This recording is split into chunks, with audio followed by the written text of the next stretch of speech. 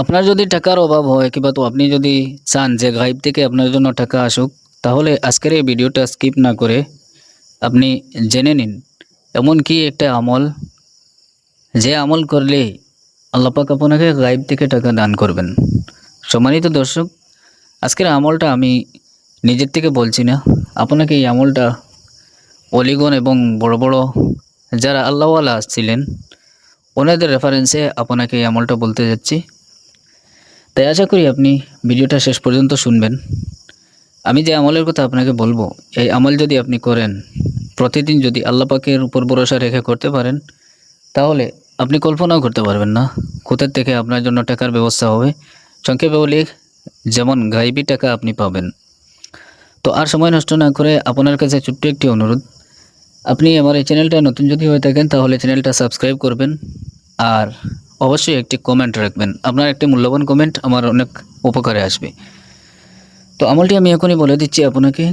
আমলটি হলো, আপনি যে কোনো এক নামাজের সময়, বেশি ভালো হয় ফজর পরে হলে, আর যদি আপনি ফজর পরে পারেন না, যে কোনো এক নামাজের পর আপনি দরুদ শরীফ 11 বার পাঠ করবেন। দরুদ শরীফ দরুদ ইব্রাহিম হলে ভালো হয়, যেমন আল্লাহুম্মা সাল্লি আলা মুহাম্মাদ ওয়া আলা আলি মুহাম্মাদ কামা সাল্লাইতা আলা ইব্রাহিম ওয়া আলা আলি ইব্রাহিম ইন্নাকা হামিদুম মাজিদ।